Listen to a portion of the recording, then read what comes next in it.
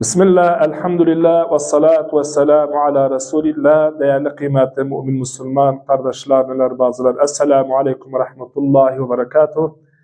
İlk önceden dua eder Allah-u Teala'dan bütün ümmeti Muhammed'in orucu kabul olsun, Ramazan-ı mübarek olsun, Allah Teala taatımızı kabul etsin. Nece bizi Ramazan'ı nasip etti bize, Leyletul Kadr'i de nasip etsin bütün ümmeti Muhammed'e amin. Tabii bugünkü konumuz alemül melaike. Alemül melaike bir acayip, bir garip bir alemdiler. Allah Teala bunlar halk edip de umurul kavnu dolantırırlar. Ki bilirsiniz 4 melaike var. Ki reis melaket Zibril'di aleyhisselam, Mikail, İsrafil, melekil mevt. Onun yanında ne çürünçür ki türbede sorarlar. Onun yanında el melekel muvekkelin bi kitabetil hayri ve şer, insanın daima hayrin ve şerrini yazarlar. Onun yanında hafada var melaikeler. Bunların her bir işler ayrı ayrıdır. Onun yanında bir kısım melaike Allah-u Teala halk edip de beni adamsın, mümin Müslüman insanlarsın, dua istiğfar ederler. Allah, ne güzel bir dinimiz var. Şimdi bazı işler biz yaparız, melaikeler bizim için istiğfar eder. Nece bir nimettayız, nece bir güzel bir dinimiz var. Onun için melaikelerin de duaları, istiğfarları kabuldür. Çünkü ne için? Etsam-ı nuraniye, nurdan halk olurlar. Hiçbir zaman günahlar da yok ve dualar da kabuldür.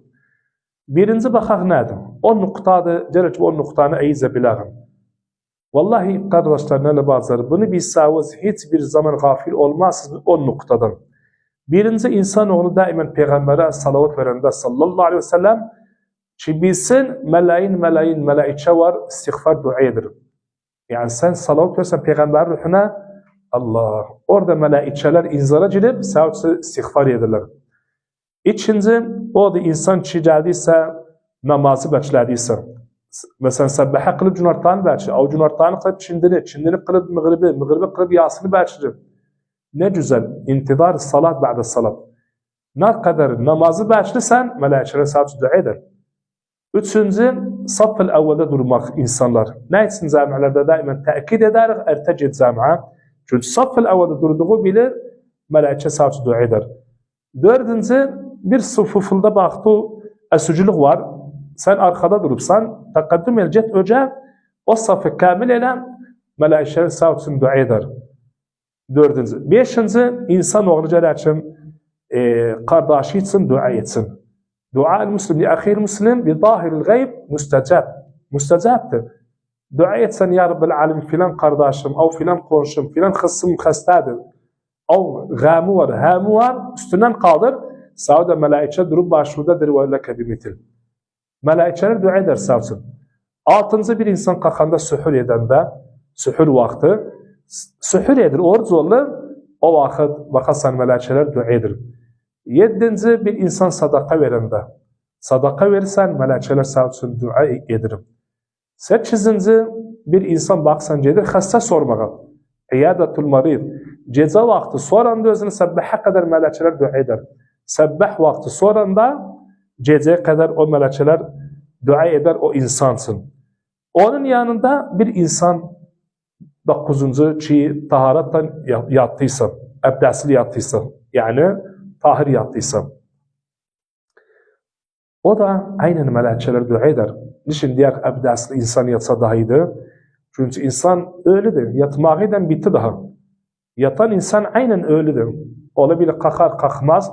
Ve ne güzel insan yattığı bile abdestten ne şeytan yakınına düşer, ne de harap dişleri rastgele rüyalara, ne de diğer sabbah namazına, o gece namazına gafil olur. Bilakis o zaman o insan yattığıyla abdestli melaikeler dua ederiz için. Onun yanında talibul ilim. Onuncu, ki bir insan ilim okur, talebedir. Her ne ilim olursa şeriat olur, din yolunda millete hizmetsin, niyeti lillahsin, okur hendese, okur tub, okur şeriat. Madem niyetini lillahsin etsin, nanzabı talibul ilim okur, o ilmin melaikeler dua ederiz için. Ya Rabbel Alemin, ya Ekremel Ekremin, bu o noktanı bütün ümmeti Muhammed'e nasip edesen, bizler o insanlardan edesen ki melaikeleri daima dua ederiz için. Bir daha diğer ya Rabbel Alemin, amelimizi kabul eyle, namazımızı, ibadatımızı kabul eyle. ve bu kanatta ve bu cemiyede çalışanlardan ya Rabbel Alemin razı olasan özlerinden rızıklarını bol edersen, ilimlerini daha fazla edersen, hakikaten dine ve dile hizmet ederler ve bu kamerada kalkanlar, çalışanlar ihracından da, montajından da, onların da ömürlerini uzun edersen, bu yolda çalışırlar. Allah cümlemizden razı olsun ve cümlemize ibadatını kabul etsin. Ve sallallahu ala seyyidina ve nebina Muhammedin ve ala alihi ve sahbihi ve sellem ecma'in.